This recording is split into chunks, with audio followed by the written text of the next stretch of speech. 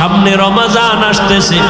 আম্মা জান আয়েশা রাদিয়াল্লাহু আনহা বর্ণনা করেন, আমার নবী একদিন আমার পাশে ঘুমাইছেন, হঠাৎ দেখি নবী নাই।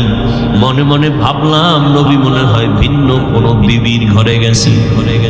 আমার নবীর তালাশে আম্মা জান বের হলেন, দেখে নবী কোনো বিবির ঘরে নাই। মায়ার নবী নামাজের মুসাল্লায় উম্মতের জন্য কান্না করে দোয়া করতেছেন।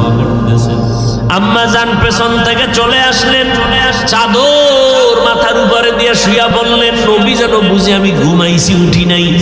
নবী আয়েশা কয়, ও আয়েশা, মনে করেছো আমি নবী বুঝি নাই? না, তুমি তোমার বাবা আবু বকরের মতো আমাকে মনে করিও না। এবার আল্লাহর নবী কয়, আয়েশা, আমি কোনো বিবির ঘরে যাই না, তুমি হয়তো সন্দেহ করছো।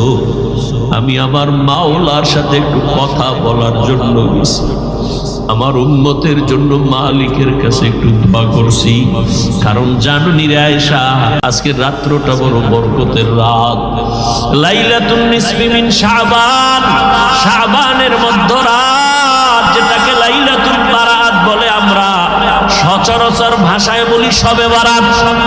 বরকতের রাত, অনেক গুনাহগারের মাফ করার ওয়াদা আল্লাহ করেছে।